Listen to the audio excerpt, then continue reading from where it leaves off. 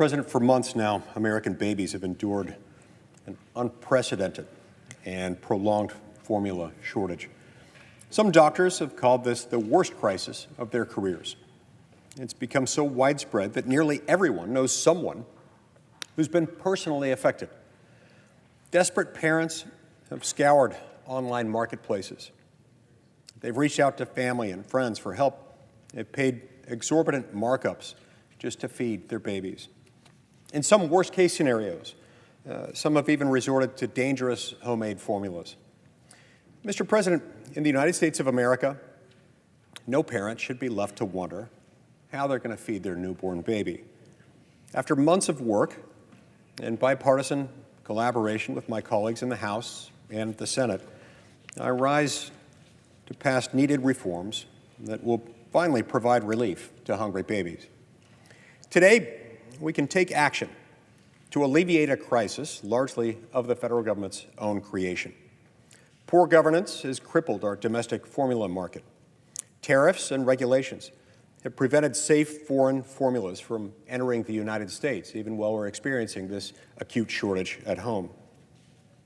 Currently, the government imposes a 17.5% minimum tariff on formula imports. This tariff has stifled competition, but it doesn't have to be that way. We can lift these substantial tariffs on the importation of baby formulas and reduce the costs borne by retailers to provide access to safe, affordable formula. Doing so will expand the severely limited formula options for American consumers. This modified version of the Formula Act does just that by waiving these tariffs through the end of this year. While passing my bill will provide immediate relief, our work is far from complete.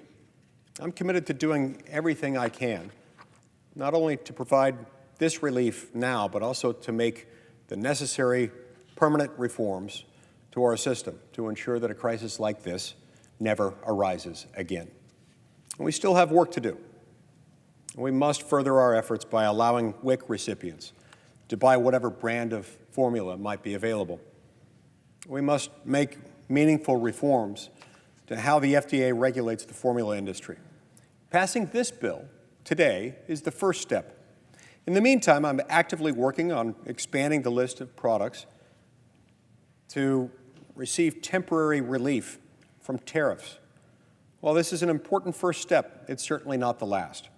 This crisis is such that American babies cannot wait any longer than they already have.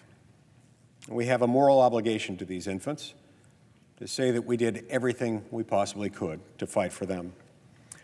Mr. President, passing the Formula Act will be an incredible win for families and hungry babies everywhere. It will make meaningful headway that's so desperately needed today. By suspending the tariff on formula imports, we're providing cheaper access to individual consumers and to retailers alike. This relief has been long overdue, and long overdue especially for Utahns who have the largest families, the most children per capita, and the highest birth rate. I'm grateful for the countless hours behind-the-scenes work and successful negotiations with my colleagues, Democrats and Republicans alike, in the House and in the Senate, which have resulted in a win for our most vulnerable Americans, babies. I look forward to continuing this important work with them. Passing my Formula Act today is a victory for families and for babies everywhere. And so to that end, Mr. President, I ask unanimous consent that the Senate proceed to the immediate consideration of H.R. 8351. Is there objection? Hearing none, the clerk will report.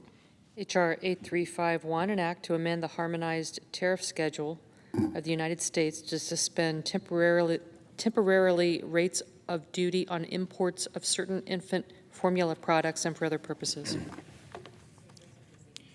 Is there objection to proceeding to the measure? Hearing none, the Senate will proceed.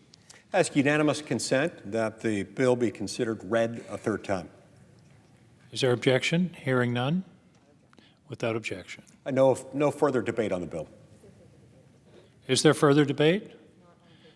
If not, all in favor say aye. Aye. Opposed, no.